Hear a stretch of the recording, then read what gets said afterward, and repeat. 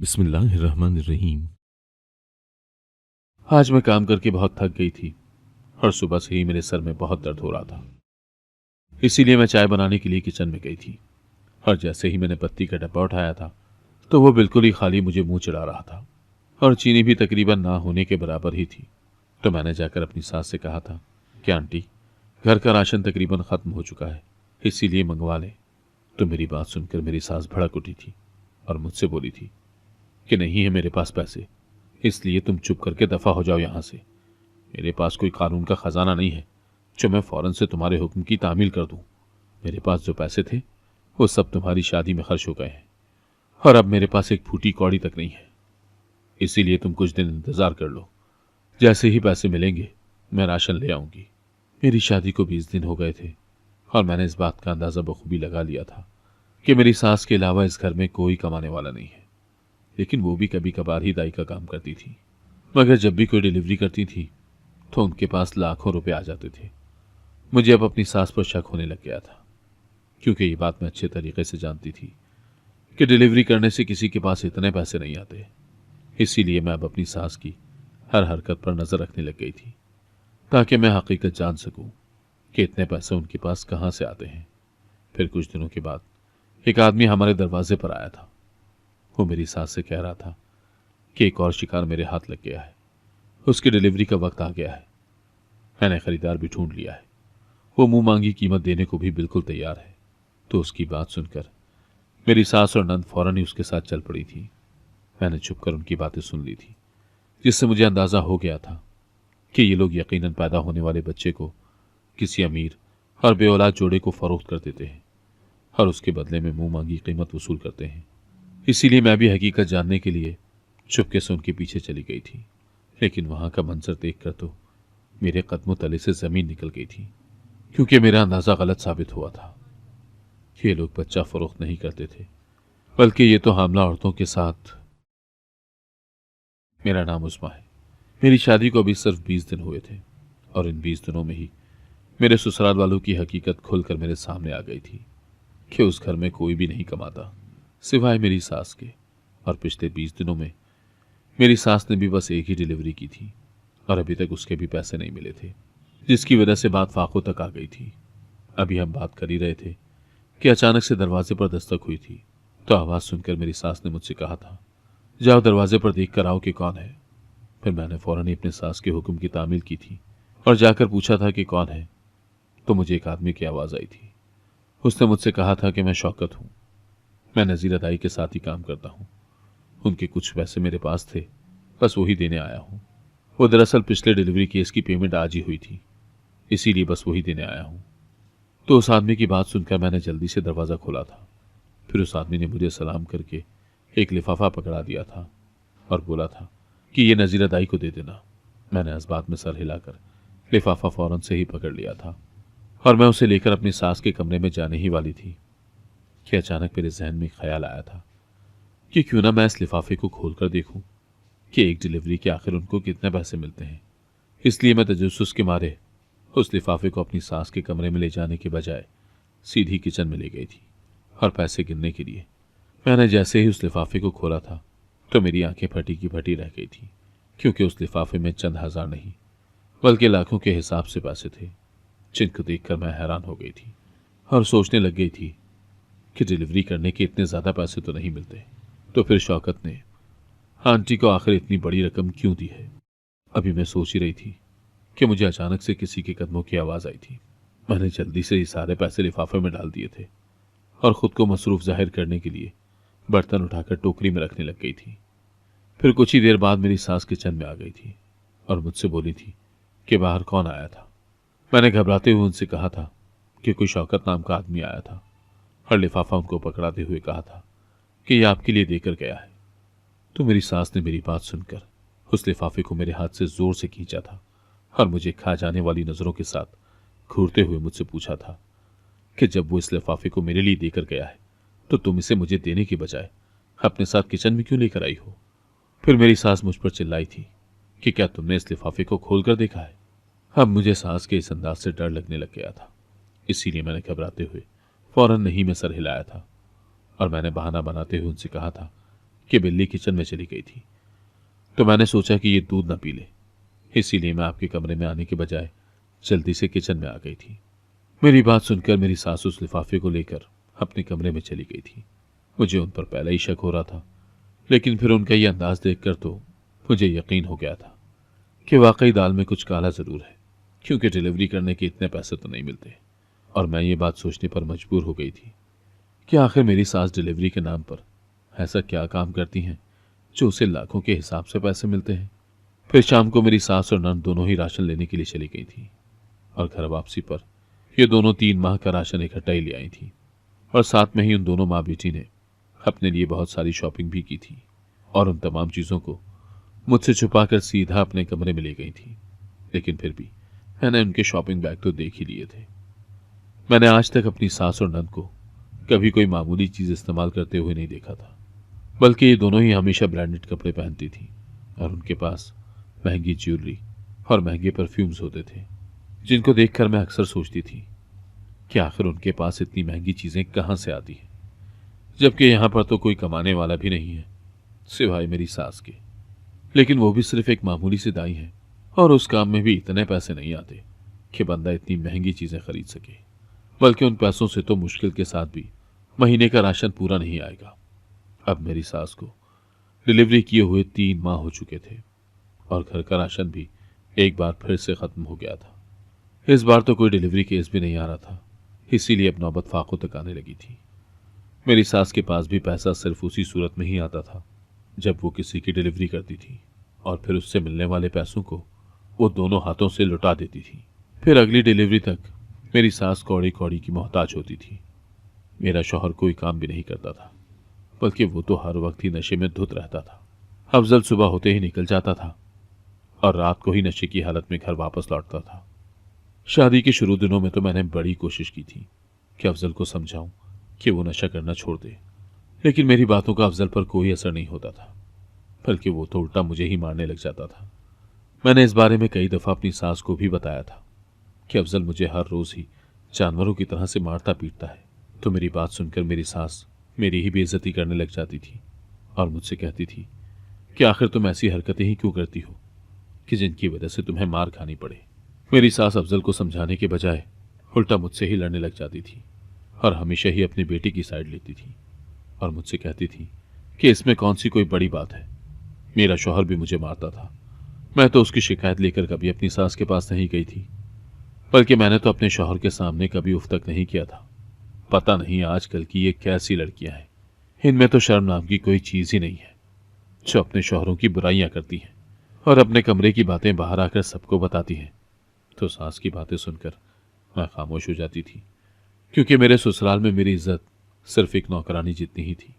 मुझे शादी के दूसरे दिन ही पता चल गई थी, जब मेरी सास ने बड़े रौब से आकर मुझे कहा था कि उठो और जल्दी से मेरे लिए नाश्ता बना कर लाओ, मुझे बहुत भूख लग रही है।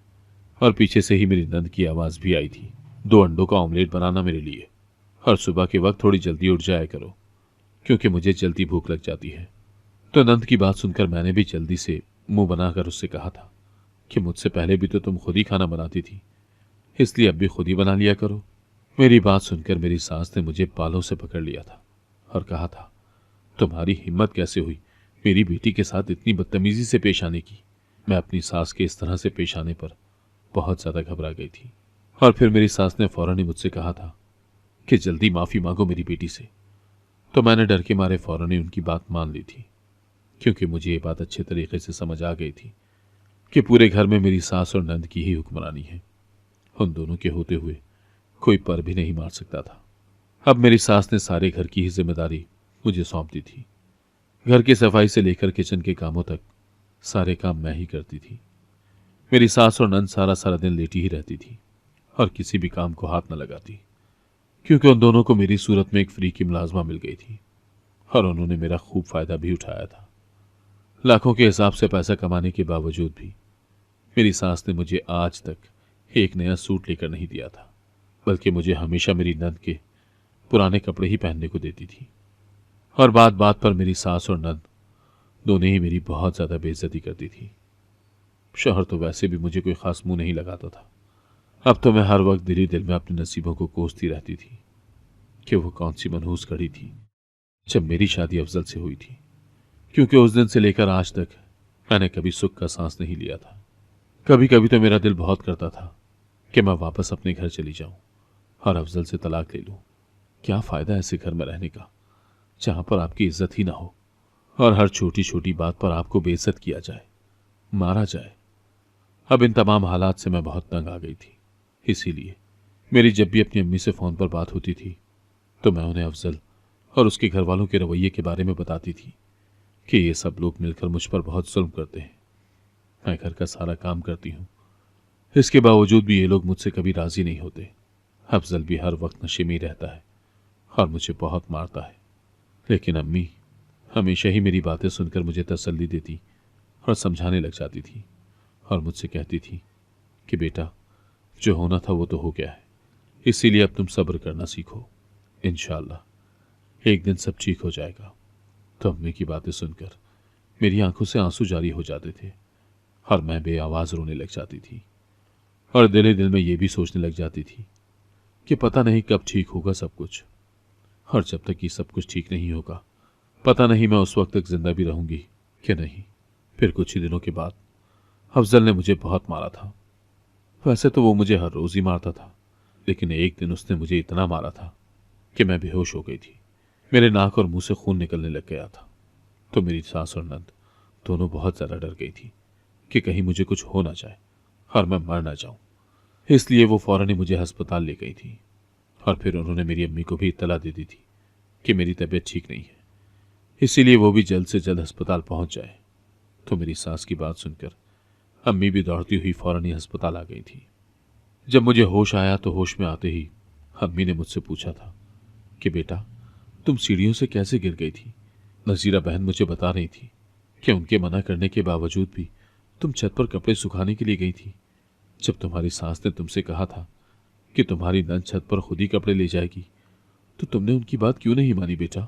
मैंने तुमसे कितनी दफा कहा है कि अपना ख्याल रखा करो। तो अम्मी की बात सुनकर मैंने नफरत भरी निगाहों से अपनी सास को देखा था। उन्होंने मुझसे नजरें चुरा ली थी। उन्होंने मुझे खा जाने वाली नजरों से देखा था और आंखों ही आंखों में इशारा करके मुझे चुप रहने के लिए कहा था। मैं अपनी सास को इस तरह से देखकर बहुत खौफजदा हो गई थी और वक्ती तौर पर चुप भी हो गई थी। फिर जब मुझे डॉक्टर ने डिस्चार्ज कर दिया था तो मैंने अम्मी के साथ जाने की जिद की थी, लेकिन इस बात के लिए मेरी सास बिल्कुल भी तैयार नहीं थी और वो अपनी हर मुमकिन कोशिश कर रही थी कि वो मुझे अपने साथ ही घर ले जाए ताकि मैं उनके बेटे का भांडा ना फोड़ दूं। लेकिन फिर मेरी सास और मेरी नंद मेरी जिद के आगे मजबूर हो ही गई थी, इसीलिए उन्होंने मुझे अम्मी के साथ जाने की इजाज़त दे दी थी।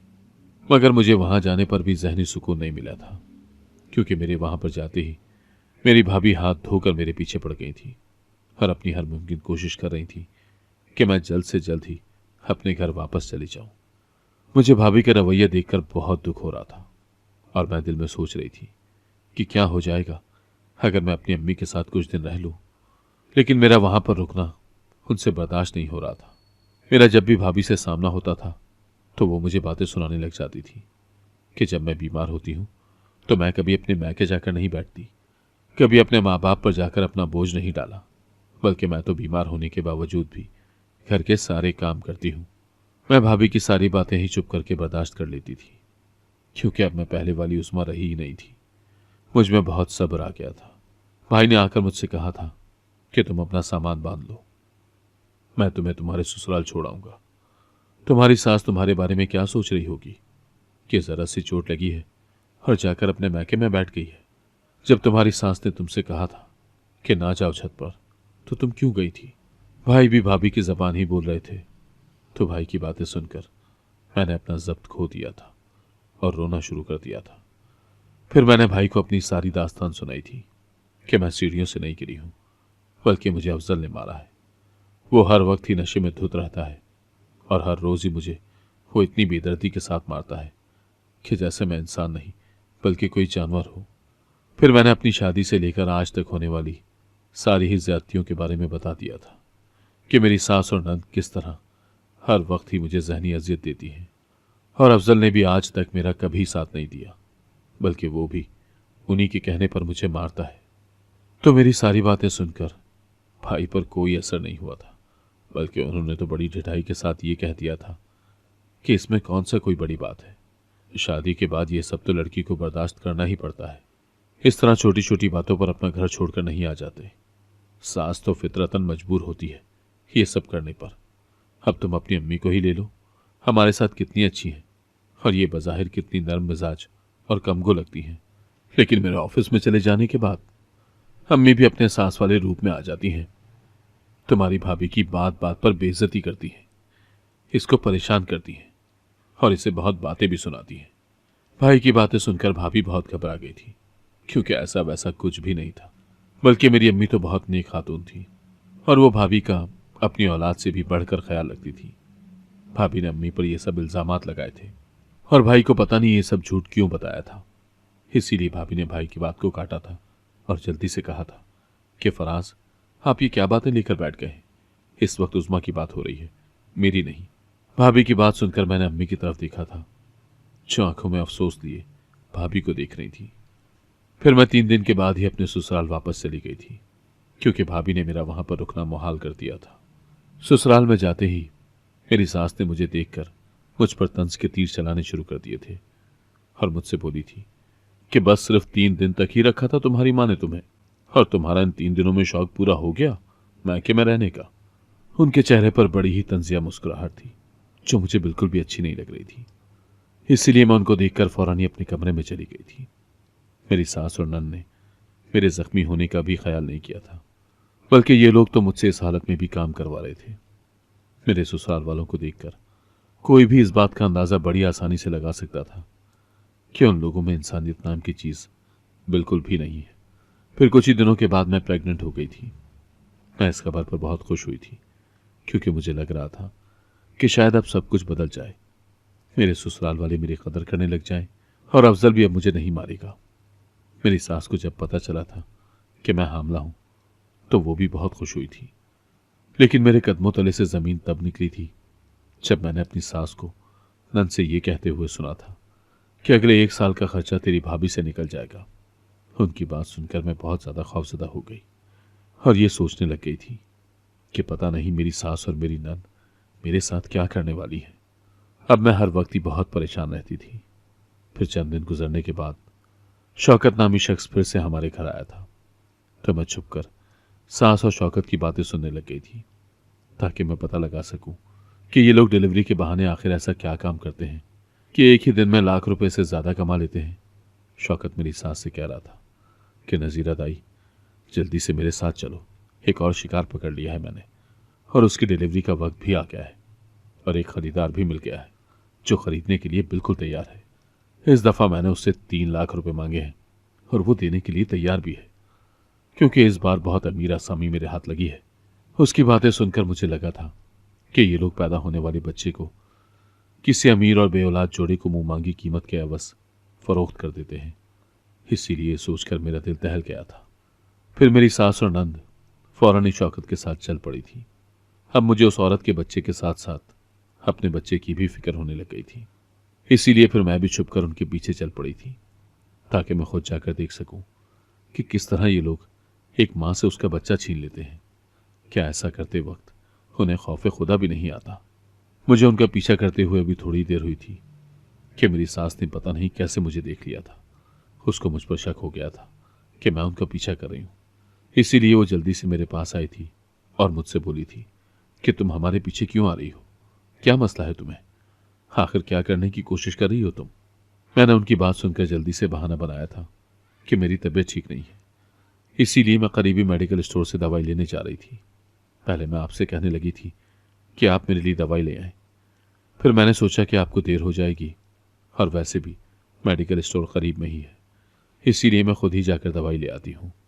तो मेरी बात सुनकर मेरी सास ने मुझे तंजिया लहजे में कहा था, ठीक है, फिलहाल तुम अभी घर वापस जाओ, मैं वापस आकर तुम्हें दवाई दे दूंगी और तुम्हारी तबीयत भी ठीक कर दूंगी। उनकी बात सुनकर मैं बहुत डर गई थी, क्योंकि वो मुझे धमकाने वाले अंदाज में कह रही थी।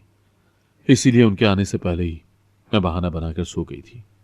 मेरी तबीयत अब वाकई में बहुत ज़्यादा ख़राब रहने लग गई थी, जिसकी वजह से मेरी सास ने मुझसे कुछ भी नहीं कहा था और मैं दिल ही दिल में खुदा का शुक्र अदा कर रही थी कि मेरी सास ने मुझे कुछ नहीं कहा और मैं उनके गुस्से से बच गई थी।